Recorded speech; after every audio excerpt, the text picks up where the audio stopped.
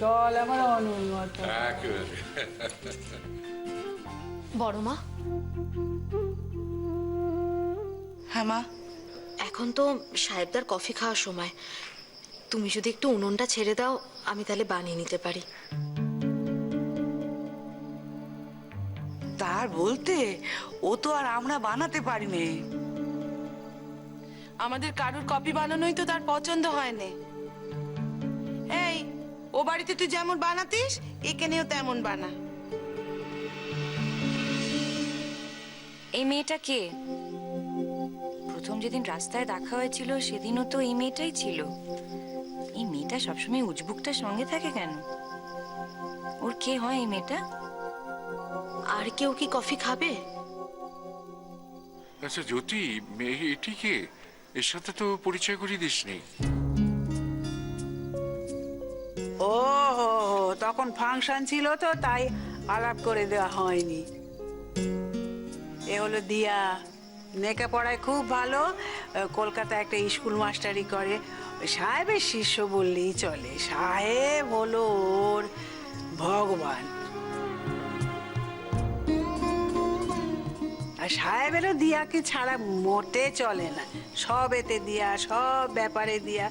ওই যে স্কুলটা নতুন করে গড়া হচ্ছে না, সেখানেও সব কিছু দিয়া। দিয়া প্রণাম কর, প্রণাম কর।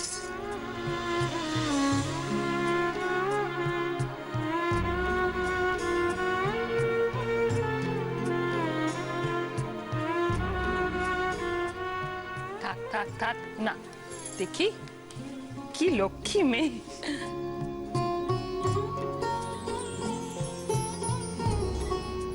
কাকিমা, ও আপনার ছেলের ঘরের নাতনি না মেয়ের ঘরের?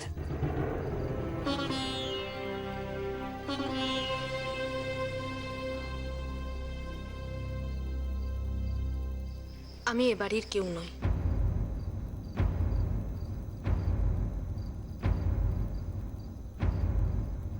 হোমে বড় হয়েছি, তারপর দাদান আমাকে হোম থেকে এই বাড়িতে আশ্রয় দেয় দয়া করে।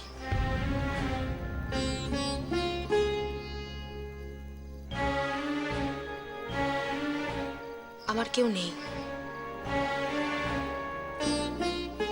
এই বাড়ির সাহেবদা, তার ইচ্ছেতেই আমি লেখাপড়া শিখি, তার ইচ্ছেতেই আমি চাকরি করছি, আর বাকি জীবনটা আমি তার ইচ্ছেতেই চলতে চাই।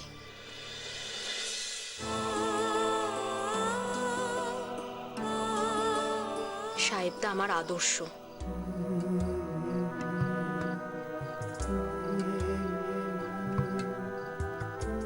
ঈশ্বরকে আমি কোনোদিনও চোখে দেখিনি, কিন্তু সাহেবদাকে আমি দেখেছি।